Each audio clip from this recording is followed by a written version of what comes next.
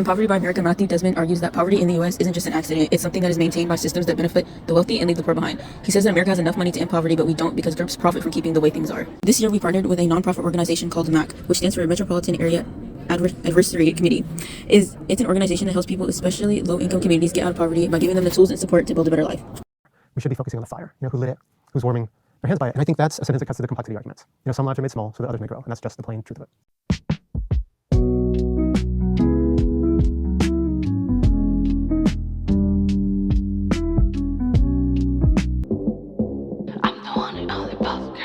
Hi, I'm Aiden, I'm team leader, and I consistently ensure the success of all of our projects. I'm Jace, I'm the chief editor, and I pre-approve all of our projects before our final grade, and I also make sure we have no grammatical errors. I'm Adriana, the social media director, and I maintain our social media accounts as well as approve all the art designs that we post. I'm Evie Alcaraz, technical director, and I oversee all technical aspects such as uploading social media posts and evidence to our Google site. Americans struggle with is eating enough fruits and vegetables. I think it's really important for WIC families to have access to healthy foods because it's a pretty universal human desire to want to be healthy. They're not there to judge. They're not there to tell you you're doing it bad. They want you to know what they know so that you can pass it on. Our first project was a podcast about W.E.P.P. Our project was impactful because we educated people about W.E.P.P. and what it does while still putting in our own opinions about W.E.P.P. For our project, we created a 3-episode podcast with vital information about the W.E.P.P. program, their services, and some personal experiences of being on the program. W.E.P.P. relates to our CSE book because W.E.P.P. was mentioned in Poverty by America by Matthew Desmond. In total, our 3-episode podcast reached 123 people, which showed us that we educated people about the services of W.E.P.P. and how it can help women and children in poverty. I just feel like certain states, a lot of the poor states, don't have a lot of, they could benefit from all these programs and their citizens do, but they don't use it enough. I feel like Mississippi is a very poor state. New Jersey's half and half. The area of Pennsylvania I'm from, it's not necessarily like bum poor, but I was gonna say the bum F word. It's not super poor, but it's poor enough where there are no jobs in the area. There were 3 malls where I was growing up, and all of them are closed.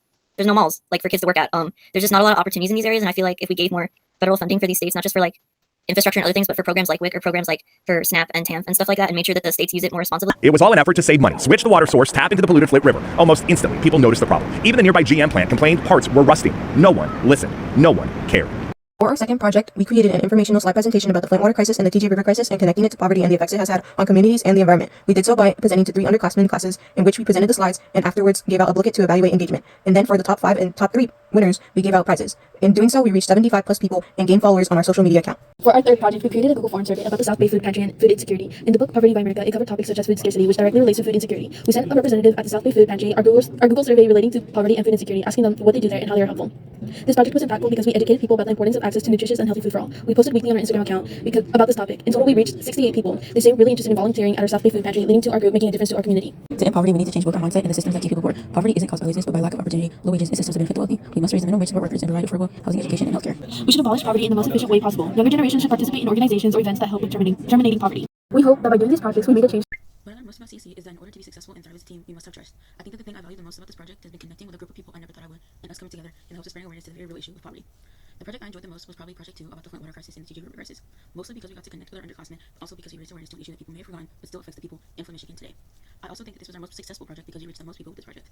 One thing I remember from this project is that you can do it alone, it's just better if you have the right people to do it with, and for me, that was my CSE team. What I valued most about throughout the CSE was the accountability and dedication that our team had. I feel like we were a really good CSE team, and we really tried to get our projects and posted on time. We all worked really well together, and we're very hardworking, and I think that's why we were so successful.